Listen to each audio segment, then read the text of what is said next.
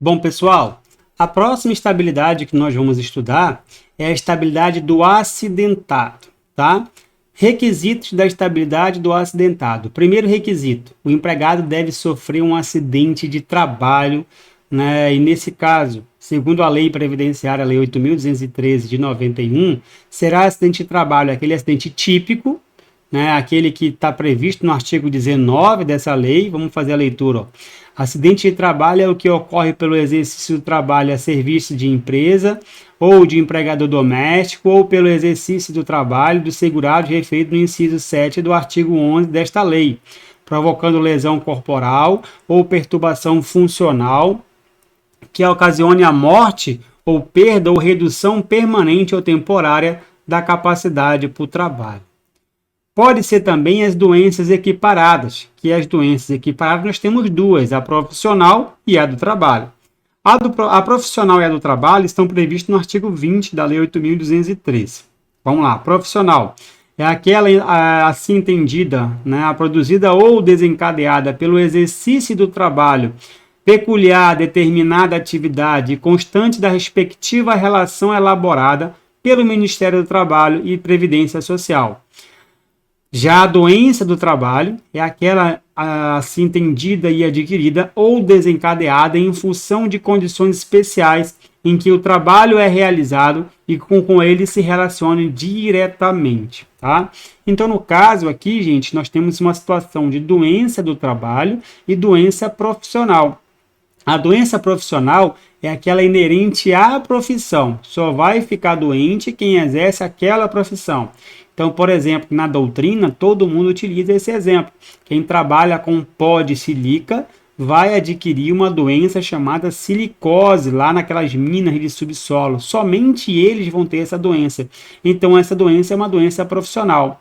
Já a tão famosa LER, lesão por esforço repetitivo, ela já se enquadra na doença do trabalho, porque qualquer empregado pode ter esse tipo de doença, basta que ele execute repetitivamente uma tarefa, né, para poder lesionar ali alguma parte do corpo, ok? Temos ainda o acidente de trajeto, que esse acidente de trajeto trouxe algumas polêmicas recentes. Por quê? Porque tinha um acidente de trajeto na lei previdenciária, no artigo 21, né, inciso 4, a linha D, em que o empregado no percurso casa-trabalho, casa, se ele vier a sofrer um acidente, né, e seria considerado acidente de trabalho, mas a MP verde e amarela ela retirou esse dispositivo da lei, então deixou de ser acidente de trabalho. Contudo, como a MP perdeu a vigência, voltou para a legislação, né, a configuração de acidente de trajeto como acidente de trabalho. Tá? Então fizemos essas observações aí. Ademais, nem todo acidente de trajeto tem responsabilidade civil do empregador. Isso aqui é até um tema interessante, tá? Não é só ter o acidente de trabalho que você vai ter a responsabilidade civil. Falando em responsabilidade civil, nós temos dois tipos de responsabilidade. A regra no direito do trabalho é a responsabilidade subjetiva, que para o empregador pagar algo para o empregado, precisa estar presente concomitantemente três elementos. Quais são os três elementos? A culpa em sentido amplo, ou seja, que envolve aqui o dolo, a intenção de causar o prejuízo, e a culpa em sentido normal, que é aqui por negligência, imprudência, imperícia, né, do empregador, baseadas em atos de omissão, por exemplo, deixou de fornecer um EPI, o empregado se lesionou, ou comissão, né, praticou algum ato que o empregado veio se lesionar, ou alguma agressão física, né, nesse sentido que o empregado veio, né, se lesionar. Tá? Temos ainda o nexo causal, tá? Que é a ligação entre a conduta do empregador, tá? E, no caso, os danos, que seria o nosso terceiro elemento, que esse dano pode ser um dano, né, extrapatrimonial, que não é mensurável em dinheiro, conhecido como dano moral. Temos o dano material, que é um dano patrimonial, que já é mensurado em dinheiro, você sabe quanto a pessoa perdeu, pela matemática que você consegue mensurar isso, né? Esse dano material, ele se divide em dano, né, emergente, que é aquilo que você gastou, né, como empregado, né, você gastou como empregado com aquele acidente que você sofreu, por exemplo, medicamentos, fisioterapia, cirurgia, etc, etc, etc. Você precisa comprovar esses danos através de recibos para poder ter o ressarcimento. E o lucro cessante, que o lucro cessante é aquilo que você deixou de ganhar com aquele, né, acidente sofrido. Temos ainda o pensionamento, quando você ficar incapaz para o trabalho, seja parcialmente ou seja totalmente, seja provisoriamente ou seja definitivamente, você pode pedir um pensionamento, né, na Justiça do Trabalho para o teu empregador, para o empregador pagar. Ok? Então, dito a isso, nós temos a regra, responsabilidade civil subjetiva. Para o empregador pagar algo para o empregado, tem que estar presente a culpa, o dano e o nexo. Já a responsabilidade objetiva, ela é uma exceção. Ela ocorre por dois motivos no direito, né, da responsabilidade, na forma da responsabilidade civil, seja no direito do trabalho, seja no direito civil. Esses dois motivos estão previstos no parágrafo único do artigo 927 do Código Civil. Ocorre quando o empregado exerce uma atividade de risco, significa o quê? Que aquela atividade que ele exerce tem mais chances de ter um acidente de trabalho do que uma outra profissão. Vou te dar um exemplo aqui: transporte de carga, motoristas, né, de transporte de carga, empregado da construção civil, quem trabalha, né, com vigilância, etc. O TST tem várias, né, hipóteses aí de atividade de risco. E ainda também quando a própria legislação faz previsão. Por exemplo, um caso típico aqui, né, o artigo 932 diz que o empregador lhe responde pelos atos dos seus funcionários e prepostos. Então, por exemplo, se um funcionário agride um outro colega de trabalho, aquele que foi agredido pode pedir uma indenização do empregador, né, baseado na responsabilidade sem culpa. Olha, não fui eu que agredi, foi um colega dele, mas você responde porque o artigo 933 combinado com o artigo 932, né, ele diz que nos casos do 932 a pessoa ali responde sem culpa. Então trata-se de responsabilidade objetiva prevista pela própria legislação. Temos também aqui, como nós estamos falando de trajeto, o acidente de trajeto quando o empregador fornece o transporte. Então, nesse caso, quando o empregador fornece o transporte, trata-se de uma responsabilidade objetiva prevista pela lei, artigo 734 do Código Civil, né, que ele responde independentemente da culpa. Mas nesse caso que ele responde independentemente da culpa, nada impede que no futuro, quando ele pagar após o trânsito em julgado da ação em que ele foi responsabilizado, ele entrar com uma ação regressiva contra aquele causador do dano. O Código Civil permite isso perfeitamente, tá? Então, o acidente de trajeto em carro próprio é acidente de trabalho, mas não tem culpa do empregador, porque trata-se de regra geral, responsabilidade, né, subjetiva, tá? Quando a empresa fornece, né, o transporte, aí e tem um acidente, temos aqui um acidente de trabalho e temos a responsabilidade do empregador, porque a responsabilidade ela é objetiva, sem culpa, né?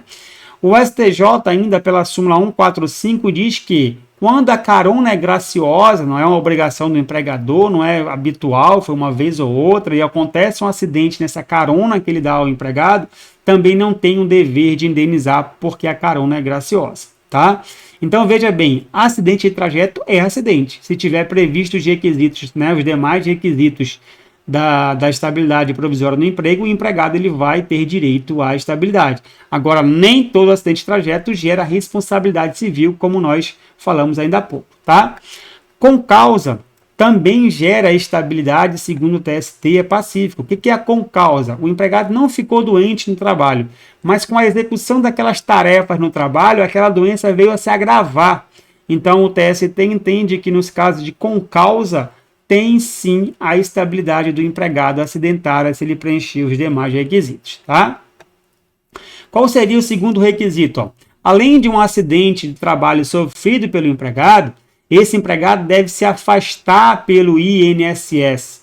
Quando ele se afasta pelo INSS para receber lá o benefício de incapacidade temporária decorrente de um acidente de trabalho, que é o antigo auxílio doença acidentário, quando ele retornar desse benefício previdenciário, ou até mesmo um benefício de incapacidade permanente decorrente de acidente de trabalho, que é a antiga aposentadoria por invalidez, quando ele retornar desses benefícios, ele não pode ser desligado pelo prazo máximo de 12 meses, pelo prazo, né, de 12 meses, não máximo, pelo prazo de 12 meses que a lei diz. Então, ele não pode ser desligado nesse prazo de 12 meses, tá? É o artigo 118 da Lei 8.213. Então, veja bem, quais são os dois requisitos? Sofrer um acidente de trabalho e ficar afastado pelo INSS. Contudo, algumas vezes o empregado não consegue se afastar do trabalho, tá? O mesmo será detentor de estabilidade, tá? Se por meio de uma ação judicial ficar comprovado após perícia médica que ele sofreu um acidente de trabalho na empresa e ficou incapaz, tá? Então isso aí muitas vezes o empregador ele obstaculiza esse direito, tá? Ele obstaculiza esse direito maquiando alguma coisa, deixando o empregado em casa, arcando com as custas do empregado, só para ele não se afastar, para não ficar configurado ali um acidente de trabalho, porque isso é muito comum de acontecer. Então, olha o que diz a súmula 378 e lá na parte final da súmula ela fala bem sobre isso. São pressupostos para a concessão da estabilidade o afastamento superior a 15 dias e, consequentemente, a percepção de auxílio-doença acidentário, que hoje é o benefício de incapacidade temporária por acidente de trabalho, tá? Pode ser também uma aposentadoria por invalidez por acidente de trabalho. Quando o empregado voltar dessa aposentadoria, que não é comum, mas pode ser que ele volte, ele também adquire estabilidade. Aí ele vem aquela exceção que nós falamos, salvo se constatar após a despedida de doença profissional que guarde relação de causalidade com a execução do contrato de trabalho. Então, às vezes, o empregador maquiou ali, o empregado não conseguiu, o afastamento e ele consegue após o fim do contrato de trabalho por meio de uma ação judicial. Nesse sentido, quando o empregador maqueia um acidente para o empregado não ter os seus benefícios, pode ser aplicado a ele o entendimento do artigo 129 do Código Civil, que diz o seguinte, reputa-se verificada quando, aos efeitos jurídicos, a condição cujo implemento for maliciosamente obstado pela parte a quem desfavorecer. Então, era um empregador que ia ser desfavorecido, ele obstaculizou maliciosamente, o empregado conseguiu provar isso na justiça através de perícia médica, ele vai ter todos os direitos, inclusive a estabilidade de 12 meses, tá?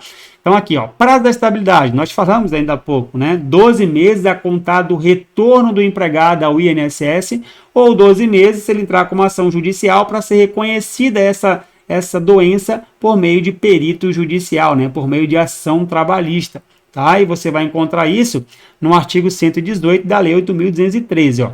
O segurado que sofreu acidente de trabalho tem garantida pelo prazo mínimo de 12 meses, então até falei prazo máximo, não, prazo mínimo de 12 meses, geralmente são 12 meses, salvo se convenção ao acordo coletivo aumentar isso aí, a manutenção do seu contrato de trabalho na empresa após a cessação do auxílio-doença acidentário, independentemente de percepção de auxílio-acidente, que é um outro benefício, tá? 3. Fatos importantes sobre a estabilidade acidentária. Não importa se o empregado foi contratado por prazo indeterminado ou determinado. Se ele preencher os requisitos legais, ele será portador de estabilidade. Lembrando, quais são os requisitos? Sofreu um acidente de trabalho ou uma doença equiparada a acidente, ou até mesmo com causa, e ficar afastado do trabalho por mais de 15 dias para ir ao INSS para receber um benefício de incapacidade temporária decorrente de acidente de trabalho, ou até mesmo um benefício de incapacidade definitiva, por acidente de trabalho, que é o antigo auxílio-doença acidentário e o antigo auxílio, antiga aposentadoria por invalidez, tá? Então, isso você encontra na súmula 378, no item 3. O empregado submetido a contrato de trabalho por tempo determinado goza da garantia provisória no emprego decorrente de acidente de trabalho previsto no artigo 118 da Lei 8.213 de 91. Tá? Ademais, diferente do que ocorre com a empregada gestante, o empregado temporário, contratado por meio do contrato temporário, que sofra um acidente de trabalho, ele goza de estabilidade normalmente. Então, aqui coloquei alguns julgados para vocês, julgado inclusive de 2020, ó, 17/4/2020, da quinta turma do ministro relator Douglas Alencar Rodrigues, né? Também coloquei outro julgado aqui de 2017, do ministro José Roberto Freire Pimenta, da segunda turma, outro julgado de 2016, da sexta turma, outro da sexta turma. Então, é um entendimento que o TST vem decidido reiteradamente. A gestante, por meio de um julgamento de recurso repetitivo, deixou de ter estabilidade. O acidentado, como ainda não teve, né, nenhum incidente nesse sentido, continua prevalecendo que as turmas vêm decidido nesse sentido de que ele tem estabilidade mesmo no contrato por prazo determinado, até mesmo porque tem súmula nesse sentido, né, que nós vimos no item 3 da súmula 378. Por fim, ó, o fechamento da atividade empresarial não afasta o direito de um empregado, né, ter a sua estabilidade provisória. Então, a empresa fechou, mas o empregado, como isso é uma garantia pessoal igual a da gestante, ó, garantia pessoal da gestante e do empregado, fechou o estabelecimento, né, os dois continuam tendo direito à estabilidade. No caso, eles têm que receber uma indenização substitutiva pelo período que está faltando da estabilidade. Ok? Então, tá aí vários julgados do TST nesse sentido. Agora, quem não terá estabilidade? Ó, não tem estabilidade. O empregado que pede demissão, né, com aval do sindicato da categoria, nas mesmas formas que nós explicamos da empregada gestante, para verificar se ele não está sendo coagido, enganado por erro, dolo, né? O sindicato dá esse auxílio a ele. Então, tendo o auxílio do sindicato, ele pode pedir demissão e não vai ter estabilidade. Tá? Agora, se ele pede demissão sem o auxílio do sindicato, ele tem direito à estabilidade. 3. O empregado que é demitido por justa causa, também igual a gestante, tá? Ele comete um ato de justa causa, um ato infracional que é grave o suficiente para pôr fim no contrato de trabalho por justa causa, nas hipóteses do 482 da CLT, ele vai ser mandado embora sem justa causa e não precisa da ação de inquérito judicial por ação de falta grave, aquela ação prevista no artigo 853 da CLT, como nós falamos lá, da empregada gestante, tá? Acidente no primeiro emprego não estende a estabilidade para o segundo emprego. Então, o empregado tem 2 empregos, sofre acidente em um. Por exemplo, de dia ele trabalha num banco, né, e lá no banco ele sofreu um acidente. Estava indo, né, para o banco, a porta giratória do banco ali travou, ele acabou se lesionando, teve que ficar afastado, né, teve um dano, teve que ficar afastado por 2 meses do trabalho, né, então se afasta dos 2 trabalhos, porque ele vai estar lá com um atestado médico que não permite ele trabalhar, e aí quando ele retorna desse afastamento médico, né, ele tem estabilidade no banco. Por exemplo, se ele tem um novo emprego à noite, ele dá aula numa faculdade de economia, né, por saber bem ali de investimento, já que trabalha num banco, naquela faculdade ele não teria estabilidade segundo o TST, tá? Então, coloquei até um julgado aí para vocês nesse sentido. Então, resumindo, o empregado que tem 2 empregos, ele só vai ter estabilidade no emprego onde ele sofreu o acidente. Se foi no primeiro emprego, ele só tem estabilidade no primeiro emprego. No segundo emprego, ele pode ser demitido normalmente, segundo o TST, tá? Empregado reabilitado demitido depois de alguns anos de trabalho. Então, esse empregado ficou doente em decorrência de um acidente, foi readaptado, já que ele não estava totalmente incapaz para o trabalho, e foi relocado numa outra função, passou anos nessa outra função e depois disso foi demitido. Ele não tem estabilidade por isso, tá? Segundo o TST, né? A doença ocupacional não foi caracterizada, ausente o nexo causal, a impossibilidade de reintegração, porque ele entendeu que esse empregado recuperou a sua atividade física normalmente. Ele pôde exercer atividade física depois de alguns anos trabalhando em função readaptada.